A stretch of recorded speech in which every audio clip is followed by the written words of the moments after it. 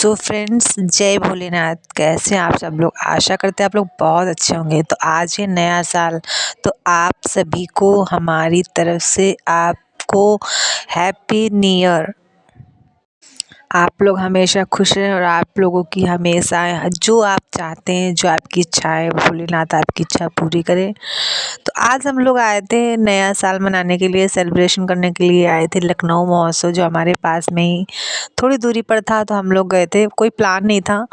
Night में ऐसी बात हो रही थी, सुबह मॉर्निंग में मेरे हब्बी जी आए, बोले रश्मि जल्दी से तैयार हो जाओ, फटाफट से हम लोग चलेंगे लखनऊ महोत्सव, तुम्हारा दिन अच्छा करने के लिए, नया साल की शुरुआत करने के लिए। वैसे मंदिर गई थी मैं सुबह मॉर्निंग में अपने बुआ को लेके, नहा धो के। उसके बाद वहाँ से आई और मैं आई, हब्बी जी की ड्यूटी डबल शिफ्ट में लग गई थी क्योंकि ड्यूटी चेंज हो रही थी। इसकी वजह से वह दोपहर में आए, तो बोले चलो जल्दी जल्दी, टाइम नहीं है। तो फटाफट से उन्होंने नहाया धोया और हम लोग मार्केट मार्केट नहीं बोल सकते हैं, लेकिन हाँ वहाँ मार्केटिंग तो थी, इसीलिए वहाँ पर आए फटाफट से।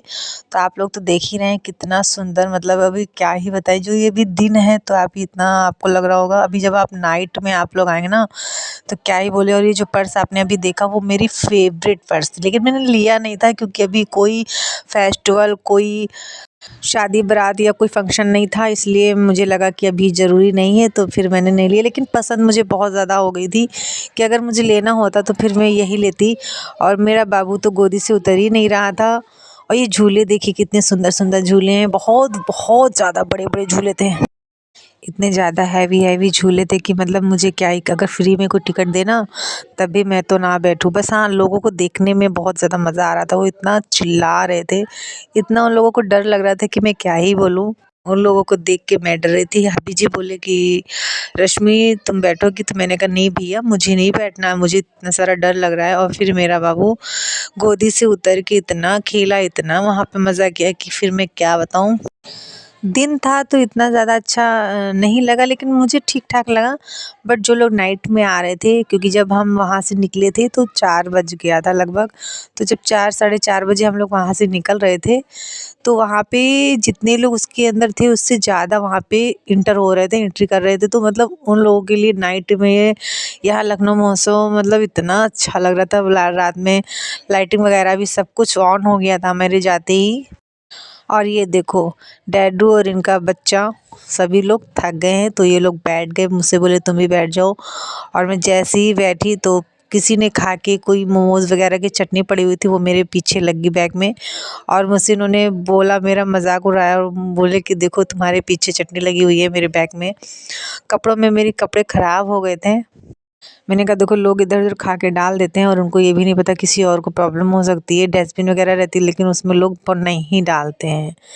तो चलो कोई बात नहीं, दिन को बर्बाद नहीं करते हम लोग। तो फटाफट से इधर-उधर घूमा फिरा। और इतने देखिए, सामने वाला झूला देखिए कितना, मतलब इतने उसके अंदर लोग बैठे थे, इतना चिल्ला रहे थे, इतना चिल्ला रहे थे, मतलब मैं उनकी आवाज़ सुन के मुझे बहुत अच्छा लग रहा था। मैं सोच रही थी अगर मैं उसके अंदर बैठती तो मैं भी ऐसे ही चिल्लाती, क्योंकि एक झूला तो ऐसा था कि लगभग मतलब पूरा राउंड हो रहा था, इतना ऊंचा और इतना ऊंचा था, ऊपर से पूरा फोल्ड करके राउंड हुआ जा रहा था। तो मतलब मेरी सांस तो बाहर ही आ जाती, तो मैं बैठ ही नहीं थी उसमें। अब भैया इनको देख लो, इनकी क्या हालत है। पहले तो जब हम लोग वहाँ एंटर हुए तो वहाँ तो वो बैठे नहीं। फिर उसके बाद हम लोग जब जब उसको लगा कि हाँ ये मम्मा लोग कहीं घूमने फिरने आई हैं, तो फिर उसके बाद वो गोदी से उतरा। और उसके बाद जो उतरा है तो फिर वो गोदी में आया ही नहीं। हम लोग पकड़ पकड़ के थक गए, लेकिन वो गोद में आ नहीं रहा था। बस वो घूमता जा रहा था, घूमता जा रहा था, घूमता जा रहा था, ये सोच के कि कहीं ना कहीं तो पहुंचना है, लेकिन कहाँ पहुंचना है आई डोंट, मुझे नहीं पता था। बट वो बहुत अच्छे से मस्ती कर रहा था। उसकी चेयर बहुत ज़्यादा पसंद आ गई थी। मैंने सोचा थोड़ी देर मैं भी अपने बाबा के साथ मस्ती कर लूँ।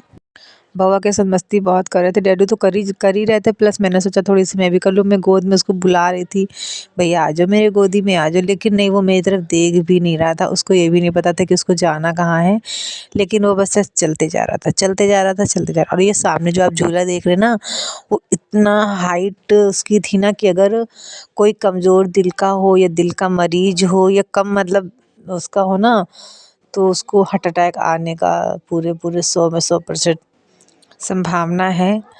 तो मैं तो किसी भी झूले पर नहीं बैठी थी, एंजॉय भी मैंने क्या कि पूरा मैंने लखनऊ महोत्सव पूरा अच्छे से घूमा फिरा। लेकिन मुझे वहाँ पे कोई एक ऐसी चीज़ नहीं लगी कि मुझे अभी लेना है तो लेना है फिर, लेकिन पसंद बहुत सारी चीज़ें आई। ख़ास तौर पे मुझे वो पर्स ज़्यादा बहुत अच्छी लगी थी भैया के लिए। और मैं आप लोगों को बता दूं कि वहाँ पर इतना ज़्यादा हाई रेंज मतलब प्राइस था, हर चीज़ का इतना हाई प्राइस था कि मतलब मैं क्या बताऊँ। आप सभी को सभी मार्केटिंग का प्राइस पता ही होता है कि कौन सी चीज़ कितने तक लगभग हो सकती है। तो वहाँ पे मैं जो कुछ मुझे जिस चीज़ का मुझे पहले से पता था उस चीज़ का भी मैं प्राइस पूछ रही थी, मुझे जानने के लिए कि आखिर ये लखनऊ महोत्सव कितना नाम है तो क्यों है। तो लखनऊ महोत्सव का नाम वो इसलिए था कि अगर कोई मार्केटिंग प्राइस है सिर्फ 10 रुपये, तो वहाँ लखनऊ महोत्सव में वो सीधा था 70 रुपये, 80 या 100 रुपये, 10 रुपये की चीज़। तो एक दो बार तो मैंने पूछा, जो हेयर क्लिप होती है छोटी छोटी ना बच्चों की लगाने वाली, मेरे पास भी है। तो मैंने उससे पूछा तो वो मैंने तो 10 रुपीज़ की खरीदी थी, लेकिन वो बाहर वहाँ पे 30 रुपीज़ 30-40 में बोल रहा था। मैंने कहा चलो ये तो मुझे जानकारी हो गई। तो इसी गुस्से में मैंने और भी वहाँ पे कुछ चीज़ें नहीं लिया, क्योंकि मैंने सोचा ये यार जो मार्केट रेट है तो चलो ठीक है, लखनऊ महोत्सव का नाम बहुत बड़ा है तो 10-5 रुपये एक्स्ट्रा लगा लो, लेकिन भैया 50-50 एक्स्ट्रा मतलब 250-250 रुपये, जो 50 रुपये की चीज़ है वो सीधे 300 रुपये की। इतना महंगा जो मतलब 400-500 था तो सीधा उसको 1000 ऐसे बोल रहे थे। तो मैंने कहा भैया, लेकिन पूछ रही थी मैं, मुझे जानना था इसीलिए मैं सब कहीं पूछ रही थी, रेंज बराबर पूछ रही थी मैं।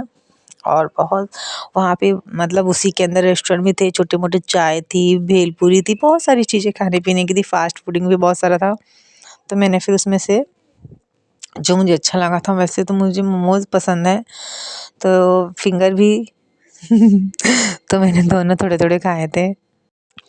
बउआ के लिए हाथ के ग्लव्स देखना था और कैप देखनी थी, लेकिन वहाँ की हाई रेंज इतना ज़्यादा था कि मुझे लगा कि ऐसे अच्छा तो जो मेरे पास में मार्केट है मैं वहीं से लेकर आती हूँ ना। तो फिर मैं वहाँ से जब मैं वापस हो रही थी, तब मैं फटाफट से मैं रास्ते में भैया के लिए ग्लव्स लिया, जो छोटी मोटी ज़रूरत की चीज़ें होती घर की, मैंने वो भी ली, घर आई। तो उसके बाद जब मैं घर आई, इतना ज़्यादा मैं शाम को थक गई थी कि क्या ही बताऊँ। वहाँ पे अच्छा बहुत ज़्यादा लग रहा था, और ये सारा मिनी व्लॉग्स मैंने शॉर्ट्स कट बनाया है। ये हमारे हब्बी जी आज बहुत ज़्यादा खुश थे क्योंकि न्यू ईयर था और उनको बहुत ज़्यादा अच्छा लग रहा था, और ये नाइट शिफ्ट करके आए थे, डबल ड्यूटी करके। इनको जितना थका था कि मैं क्या बताऊँ, लेकिन उन्होंने सिर्फ मेरी और मेरे बउआ की खुशी के लिए वो बोले चलो रश्मि चलते हैं। तभी मैं गई, और वहाँ का मार्केट देख लीजिए, नेकलेस हैं। आप पहले बहुत अच्छे से नेकलेसों को देख लीजिए। ऑनलाइन प्राइस 150 से ऊपर नहीं है, इसमें से कोई भी नेकलेस लेंगे तो 150 से ऊपर है ही नहीं। वहाँ पे तो पूछने वाला ही नहीं था, इतना महंगा था। और ये कड़े चूड़ी सबका रेट मैंने पूछा था, बहुत ज़्यादा हाई रेंज था, तो फिर मैंने लिया नहीं था। ये पर्स थी, बहुत सुंदर सुंदर पर्स थी, इसका रेंज 100 रुपीज़ था, तो मुझे ठीक लगा था 100 के हिसाब से। फिर भी मैंने सोचा मेरे घर में कोई बिटिया नहीं है, तो फिर मैंने उसको लिया नहीं। और ये फिर उसके बाद जब मैं वापस होने लगी तो मैंने बोला था ना, तो फिर ये मॉल पड़ा था रास्ते में, वहाँ हम लोग गए मॉल में भैया के लिए गर्म चीज़ें देखने के लिए। तो वहाँ पे कुछ चीज़ें देख के ठीक लगा, कुछ चीज़ें पसंद आई थी, कुछ चीज़ें मैंने लिया था। और बाय बाय फ्रेंड, जय Bholenath, thank you for watching.